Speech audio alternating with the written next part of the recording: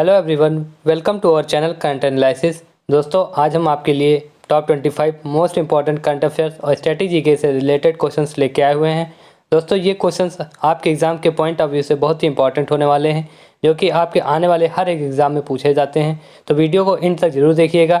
उम्मीद है कि आपसे इनसे संबंधित एक भी क्वेश्चन एग्ज़ाम में न छूटने पाए। तो दोस्तों, इस वीडियो को अंत तक जरूर देखिएगा। अगर सेशन पसंद आता है तो वीडियो को लाइक कीजिएगा और हमारे चैनल करंट एनालिसिस को भी सब्सक्राइब कर लीजिएगा और बेल आइकन को भी प्रेस कर लीजिएगा, ताकि आने वाली हर एक वीडियो की अपडेट आपको मिलती रहे। करते हैं आज का पहला प्रश्न। आज का पहला प्रश्न है कि किस अंतरिक्ष एजेंसी ने शुक्र ग्रह पर अपना पहला ऑर्बिटर इनविजन भेजने की घोषणा की है। तो बात करें कि किस अंतरिक्ष एजेंसी ने ऑर्बिटर इन्वेजन भेजने की घोषणा की है, कहाँ पे? शुक्र ग्रह पे। तो ईएसए यूरोपियन स्पेस एजेंसी ने 2030 की शुरुआत में शुक्र ग्रह पर इन्विजन ऑर्बिटर भेजने की घोषणा की है। अगर बात करें ईएसए की, तो दोस्तों ईएसए का इस्टेब्लिशमेंट कब हुई थी? 30 मई 1975 को। कब हुई थी? 13 मई 1975 को यूरोपियन स्पेस एजेंसी का इस्टेब्लिशमेंट हुआ था। और इसका हेडक्वार्टर कहाँ है? तो पेरिस, फ्रांस में हेडक्वार्टर हो जाता है। और इसके सीईओ कौन है? तो ईएसए के सीईओ हो जाते हैं जॉन डेट्रिच वार्नर। कौन है सीईओ? John डेट्रिच Warner. चलिए बढ़ते अपने अगले प्रश्न की ओर। अगला प्रश्न है कि फ्रेंच ओपन 2021 का पुरुष वर्ग का खिताब किसने जीता? तो बात करें फ्रेंच ओपन 2021 के खिताब किसने जीता? तो नोवाक जोकोविच, जो कि सर्बिया के टेनिस प्लेयर हो जाते हैं। और ये किसको हरा के इन्होंने ये खिताब जीता है? तो स्टेफानोस को हरा के ये खिताब जीता है। याद रखिएगा, ये ग्रीक के प्लेयर हो जाते हैं स्टेफानोस, जिसको नोवाक जोकोविच ने इनको हरा के फ्रेंच ओपन 2021 का खिताब अपने नाम किया है। चलिए बढ़ते अपने अगले प्रश्न की ओर। अगला प्रश्न है कि भारत ने किस देश के साथ कृषि क्षेत्र में 3 वर्ष के लिए ज्वाइंट कार्यक्रम पर समझौता किया? अगर बात करें कि भारत ने किस देश के साथ कृषि क्षेत्र में 3 वर्ष के लिए ज्वाइंट कार्यक्रम पर समझौता किया, तो यह इजराइल के साथ किया है। दोस्तों, किसके साथ किया है? इजराइल के साथ। अब बात करें इजराइल की, तो इजराइल के पीएम कौन है? इजराइल के पीएम नफ्ताली बैनर्जी हो जाते हैं। कौन? नफ्ताली बैनर्जी हो जाते हैं। और वहाँ के राष्ट्रपति कौन है? तो इसाक हर्जोग राष्ट्रपति हो जाते हैं। और इजराइल की कैपिटल क्या हो जाती है? इजराइल की कैपिटल जेरूसलम हो जाती है। याद रखिएगा, इजराइल की कैपिटल जेरूसलम हो जाती है। और पीएम कौन है? नफ्ताली बैनर्जी हो जाते हैं। और प्रेसिडेंट कौन है? Isaac Herzog. चलिए बढ़ते अपने अगले प्रश्न की ओर। अगला प्रश्न है कि युवा पीएम योजना किस मंत्रालय की पहल है? तो अगर बात करें युवा पीएम योजना किस मंत्रालय की पहल है, तो यह शिक्षा मंत्रालय की पहल हो जाती है। अब बात करें युवा का फुल फॉर्म क्या होता है, तो युवा का फुल फॉर्म होता है young upcoming and versatile author. क्या होता है? Young upcoming and versatile author. अगर बात करें युवा पीएम योजना जो शुरुआत हुई, उसका उद्देश्य क्या था? तो उसका उद्देश्य था कि देश में पढ़ने लिखने और पुस्तक संस्कृत को बढ़ावा देने पर, जो भारतीय लेखन को विश्व स्तर पर व्याप्त करने पर के लिए इसका उद्देश्य था युवा पीएम योजना का। चलिए बढ़ते हैं अपनी अगले प्रश्न की ओर। अगला प्रश्न है कि राष्ट्रीय युवा दिवस 2021 की थीम क्या थी? तो बात करें राष्ट्रीय युवा दिवस 2021 की थीम की, तो उसकी थीम थी युवा उत्साह नए भारत का। युवा उत्साह नए भारत का। दोस्तों, कमेंट सेक्शन में बताइएगा कि राष्ट्रीय युवा दिवस कब मनाया जाता है। तो जरूर कमेंट कीजिएगा कि राष्ट्रीय युवा दिवस कब मनाया जाता है। तो चलिए बढ़ते अपने अगले प्रश्न की तरफ। तो दोस्तों, अगला प्रश्न है हमारा कि पूर्वोत्तर भारत का पहला खेलो इंडिया स्पोर्ट्स स्कूल का उद्घाटन किस राज्य में किया गया है? तो दोस्तों, बात करें कि पहला खेलो इंडिया स्पोर्ट्स स्कूल का उद्घाटन पूर्वोत्तर भारत में किस राज्य में? तो पूर्वोत्तर भारत के मेघालय राज्य में किया गया है। फ्रेंड्स, किसके द्वारा इसका उद्घाटन किया गया है? तो हमारे केंद्रीय युवा मामला और खेल मंत्री कौन हो जाते हैं? कमेंट सेक्शन में बताइएगा। यह पहला खेलो इंडिया स्पोर्ट्स स्कूल का उद्घाटन उन्हीं के द्वारा किया गया है। तो अगर फ्रेंड्स बात करें मेघालय के बारे में, तो मेघालय की कैपिटल शिलांग हो जाती है। और यहाँ के सीएम कौन है और गवर्नर कौन है? तो सीएम हमारे के संगमा जी हो जाते हैं और गवर्नर सत्यपाल मलिक जी हो जाते हैं। और मेघालय की कैपिटल क्या है? शिलांग। तो फ्रेंड्स, कमेंट सेक्शन में बताइएगा कि हमारे खेल मंत्री कौन है, कमेंट कीजिएगा। चलिए बढ़ते अपने अगले प्रश्न की ओर। अगला प्रश्न है कि किस राज्य सरकार के द्वारा लॉन्च पैड योजना की शुरुआत की गई? तो बात करें लॉन्च पैड योजना की शुरुआत किस सरकार के द्वारा की गई है? तो यह मध्य प्रदेश सरकार के द्वारा की गई है। अगर बात करें मध्य प्रदेश की, तो मध्य प्रदेश के सीएम हो जाते हैं शिवराज सिंह चौहान जी। शिवराज सिंह चौहान जी हो जाते हैं। याद रखिएगा, मध्य प्रदेश के सीएम कौन है? तो शिवराज सिंह चौहान जी। और गवर्नर कौन है? तो आनंदीबेन पटेल जी गवर्नर हो जाती हैं। तो फ्रेंड्स, चलिए बढ़ते अपने अगले प्रश्न की ओर। अगला प्रश्न है कि रेलवे बोर्ड के नए अध्यक्ष एवं सीईओ के रूप में किसे नियुक्त किया गया है? तो फ्रेंड्स, रेलवे बोर्ड के नए अध्यक्ष और सीईओ वीके त्रिपाठी जी को नियुक्त किया गया है। फ्रेंड्स और डिटेल की बात करें तो रेलवे बोर्ड का गठन कब हुआ था? तो रेलवे बोर्ड का गठन हुआ था 1905 में। याद रखिएगा, इंपॉर्टेंट क्वेश्चन हो जाता है ये एग्जाम के पॉइंट ऑफ व्यू से कि रेलवे बोर्ड का गठन कब हुआ था। तो इसका गठन हुआ था 1905 में। अगर दोस्तों बात करें इसका हेडक्वार्टर कहाँ है, तो इसका हेडक्वार्टर दिल्ली में हो जाता है। कहाँ पे? दिल्ली में। याद रखिएगा, रेलवे बोर्ड का हेडक्वार्टर दिल्ली में हो जाता है। और सीईओ कौन है? तो वीके त्रिपाठी जी हैं। दोस्तों अगर बात करें कि रेलवे भारत का जो रेलवे का पहला बजट पास हुआ था स्वतंत्र भारत के लिए, पहला रेल बजट कब पास हुआ था तो एक और किसके द्वारा पास किया गया था? तो दोस्तों याद रखिएगा 1947 में स्वतंत्र भारत का पहला रेल बजट पास हुआ था। कब? 1947 में। और किसके द्वारा? तो जॉन मथाई जी के द्वारा। याद रखिएगा किसके द्वारा? जॉन मथाई जी के द्वारा पहला रेल बजट पास हुआ था स्वतंत्र भारत का 1947 में। चलिए बढ़ते अपने अगले प्रश्न की ओर। अगला प्रश्न है कि गृह मंत्री अमित शाह ने किस क्षेत्र के लिए सिंगल विंडो क्लियरेंस सिस्टम की शुरुआत की है? तो बात करें सिंगल विंडो क्लियरेंस सिस्टम की शुरुआत अमित शाह के द्वारा कोयला खानों के लिए किया गया है। याद रखिएगा, सिंगल विंडो क्लियरेंस सिस्टम की शुरुआत कोयला खानों के लिए किया गया है। चलिए बढ़ते अपने अगले प्रश्न की ओर।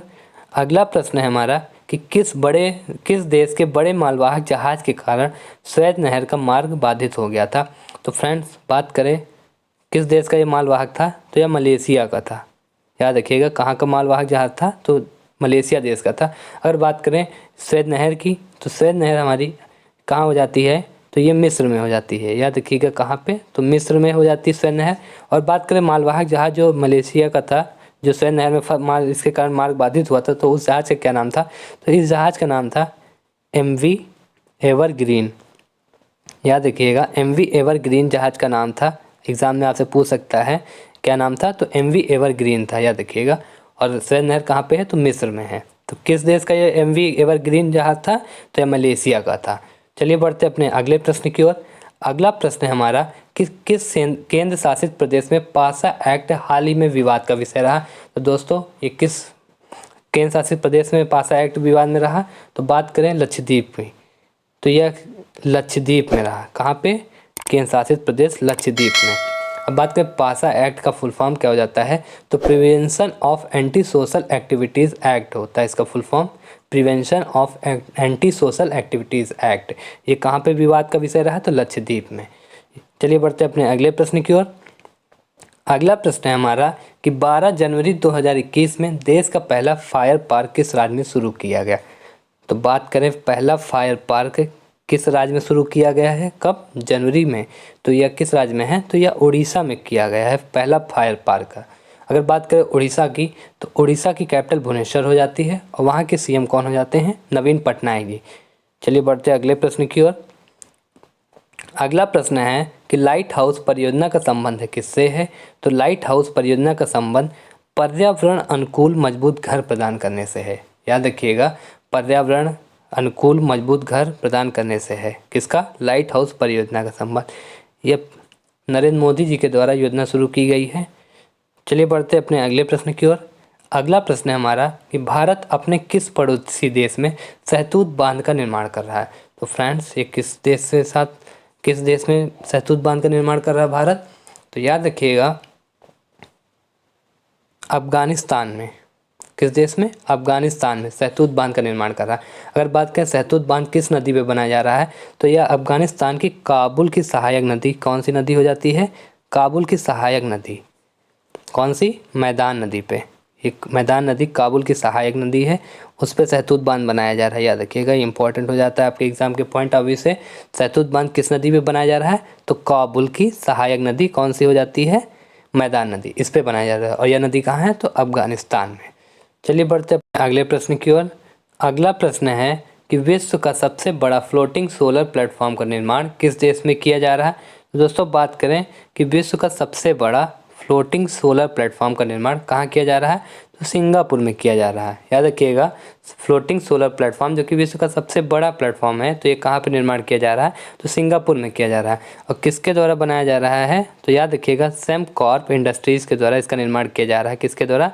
सेमकॉर्प इंडस्ट्रीज़ के द्वारा। याद रखिएगा किसके द्वारा? सेमकॉर्प इंडस्ट्रीज़ के द्वारा सबसे बड़ा विश्व का फ्लोटिंग सोलर प्लेटफॉर्म जो कि सिंगापुर में इसका निर्माण किया जा रहा है। अगर बात करें सिंगापुर की, तो सिंगापुर की कैपिटल हो जाती है सिंगापुर, और पीएम कौन है सिंगापुर के, तो ली सिएन लुंग हो जाते हैं यहाँ के पीएम। तो फ्रेंड्स चलिए बढ़ते अपने अगले प्रश्न की ओर। अगला प्रश्न है हमारा कि 93वां ऑस्कर अवार्ड 2021 के दौरान बेस्ट फिल्म का अवार्ड किसे प्रदान किया गया। तो बात करें 93वां ऑस्कर अवार्ड किसे दिया गया है, तो ये अमेरिकी ड्रामा नो मैन लैंड को दिया गया। किसे? अमेरिकी ड्रामा नो मैन लैंड। अगर नो मैन लैंड के डायरेक्टर की बात करें तो इसके डायरेक्टर कौन हो जाते हैं, तो चुलोल झाऊ इसके डायरेक्टर हो जाते हैं, नो मैन लैंड के डायरेक्टर हो जाते हैं, याद रखिएगा। आपसे एग्जाम में ये भी पूछ सकता है कि 93वां ऑस्कर अवार्ड 2021 किसे दिया गया, तो अमेरिकी ड्रामा नो मैन लैंड को, और नो मैन लैंड के डायरेक्टर कौन हो जाते हैं, तो चुलोल झाऊ इसके डायरेक्टर हो जाते हैं। तो चलिए बढ़ते अपने अगले प्रश्न की ओर। अगला प्रश्न है हमारा कि किस राज्य में धसान नदी पर अर्जुन सिंचाई परियोजना का निर्माण किया जा रहा है। तो फ्रेंड्स बात करें अर्जुन सिंचाई परियोजना, तो सबसे पहले तो यही याद रखिएगा कि अर्जुन सिंचाई परियोजना का निर्माण किस नदी पे किया जा रहा है, तो धसान नदी पे किया जा रहा है। याद रखिएगा, आपका इस क्वेश्चन से भी एक क्वेश्चन बन सकता है कि अर्जुन सिंचाई परियोजना का निर्माण किस नदी पे किया जा रहा है, तो धसान नदी पे। और किस राज्य में निर्माण किया जा रहा है, तो उत्तर प्रदेश में। किस राज्य में? उत्तर प्रदेश में। अगर उत्तर प्रदेश की बात करें तो इसकी कैपिटल लखनऊ हो जाती है, और यहाँ सीएम कौन हो जाते हैं यूपी के, तो यूपी के सीएम हमारे योगी आदित्यनाथ जी हो जाते हैं। और गवर्नर कौन है, तो गवर्नर आनंदीबेन पटेल हो जाती हैं। तो चलिए बढ़ते अपने अगले प्रश्न की ओर। अगला प्रश्न है कि विजय हजारे ट्रॉफी 2021 का खिताब किस टीम ने जीता। तो फ्रेंड्स 2021 जो विजय हजारे ट्रॉफी हुई थी उसका खिताब किसने जीता, तो मुंबई ने जीता है। मुंबई विनर थी विजय हजारे ट्रॉफी 2021 में। याद रखिएगा कौन विनर था, तो मुंबई थी। और बात करें किसको हरा के जीता है, उपविजेता टीम कौन सी थी, तो यूपी को हरा के जीता था। याद रखिएगा यूपी को हरा के मुंबई ने विजय हजारे ट्रॉफी का खिताब 2021 का खिताब अपने नाम किया था। अगर बात करें मुंबई टीम के जो कैप्टन थे वो पृथ्वी शाह थे। याद रखिएगा कौन थे, पृथ्वी शाह। अगर बात करें मुंबई की और डिटेल्स में विजय हजारे ट्रॉफी में, तो मुंबई ने अब तक 4 सीज़न अपने नाम किए हैं। याद रखिएगा टोटल कितनी बार मुंबई जीत चुकी है, तो 4 बार। याद रखिएगा ये सब पॉइंट्स आपके एग्जाम के पॉइंट ऑफ व्यू से बहुत ही इंपॉर्टेंट हो जाते हैं फ्रेंड। तो वीडियो को जरूर लाइक कीजिएगा और ज़्यादा से ज़्यादा शेयर भी कीजिएगा। चलिए बढ़ते अपने नेक्स्ट क्वेश्चन की ओर। तो नेक्स्ट क्वेश्चन है हमारा कि भारतीय मूल के 12 वर्षीय शतरंज के खिलाड़ी दुनिया के सबसे युवा ग्रैंड मास्टर बन गए हैं। फ्रेंड्स तो ये अभिनव मिश्रा जी बन गए हैं। कौन? अभिनव मिश्रा जी। ये इंपॉर्टेंट क्वेश्चन हो जाता है आपके एग्ज़ाम के पॉइंट ऑफ व्यू से, क्योंकि इससे संबंधित प्रश्न, यही प्रश्न आपके NTPC CBT 1 में भी क्वेश्चन पूछा गया था फ्रेंड्स। तो ये इसको नोट कर लीजिएगा, इंपॉर्टेंट क्वेश्चन हो सकता है आपके एग्जाम के पॉइंट ऑफ व्यू से। चलिए बढ़ते अपने अगले प्रश्न की ओर। अगला प्रश्न है कि दिहिंग पटकाई वन्य जीव अभ्यारण्य को किस राज्य का राष्ट्रीय उद्यान घोषित किया गया है। तो दोस्तों बात करें दिहिंग पटकाई वन्य जीव अभ्यारण्य 21 राज्य का राष्ट्रीय उद्यान घोषित किया गया है, तो ये असम का राष्ट्रीय उद्यान घोषित किया गया है। कहाँ का? असम का। याद रखिएगा। और एक और नया राष्ट्रीय उद्यान है रायमोना, जिसे भी असम में घोषित किया गया राष्ट्रीय उद्यान। याद रखिएगा दिहिंग पटकाई और रायमोना राष्ट्रीय उद्यान ये दोनों कहाँ के हो जाते हैं? असम के। चलिए बढ़ते हैं अपने अगले प्रश्न की ओर। अगला प्रश्न है हमारा कि अंतर्राष्ट्रीय सौर गठबंधन का महानिदेशक किसे नियुक्त किया गया है। तो बात करें ISA की, इंटरनेशनल सोलर एजेंसी की, तो उसका महानिदेशक किसे नियुक्त किया गया है, तो अजय माथुर जी को। किसे? अजय माथुर जी को। और इन्होंने किसका स्थान लिया है, तो याद रखिएगा उपेंद्र त्रिपाठी जी का स्थान लिया। याद रखिएगा एग्जाम में ये भी आपसे क्वेश्चन पूछ सकता है किसका स्थान ग्रहण किया है, तो उपेंद्र त्रिपाठी जी का स्थान ग्रहण किया है अजय माथुर जी ने ISA में। अगर बात करें ISA की, तो ISA का इंटरनेशनल सोलर एजेंसी का इस्टेब्लिशमेंट कब हुआ था, तो इसकी इस्टेब्लिशमेंट हुई थी 2015 में, और इसका हेडक्वार्टर हो जाता है गुरुग्राम हरियाणा में। याद रखिएगा गुरुग्राम हरियाणा। चलिए बढ़ते अपने अगले प्रश्न की ओर। अगला प्रश्न है हमारा कि किस राज्य सरकार द्वारा आकांक्षा पोर्टल लॉन्च किया गया। तो किस राज्य सरकार के द्वारा आकांक्षा पोर्टल लॉन्च किया गया, तो यह कर्नाटक सरकार के द्वारा आकांक्षा पोर्टल लॉन्च की गई। याद रखिएगा किसके द्वारा, तो कर्नाटक राज्य सरकार के द्वारा आकांक्षा पोर्टल लॉन्च की गई। अगर बात करें कर्नाटक के CM की, तो कर्नाटक के CM हो जाते हैं BS येदियुरप्पा। कौन है? BS येदियुरप्पा कर्नाटक के CM हो जाते हैं, और कर्नाटक के ही राज्य सरकार के द्वारा आकांक्षा पोर्टल लॉन्च किया गया। चलिए बढ़ते अपने अगले प्रश्न की ओर। अगला प्रश्न है हमारा कि किस देश में पहली बार पानी के अंदर स्पेस टेलीस्कोप को स्थापित किया गया है। तो फ्रेंड्स, ये किस देश ने ऐसा किया है पहली बार कि पानी के अंदर स्पेस टेलीस्कोप को स्थापित किया हो। तो रूस ने ऐसा किया है। पहली बार उसने पानी के अंदर स्पेस टेलीस्कोप को स्थापित किया। किसने? रूस ने। चलिए बढ़ते अपने अगले प्रश्न की ओर। अगला प्रश्न है कि विश्व आर्द्र भूमि दिवस कब मनाया जाता है। तो याद रखिएगा, विश्व आर्द्र भूमि दिवस कब मनाया जाता है? तो 2 फरवरी को मनाया जाता है। कब? 2 फरवरी को।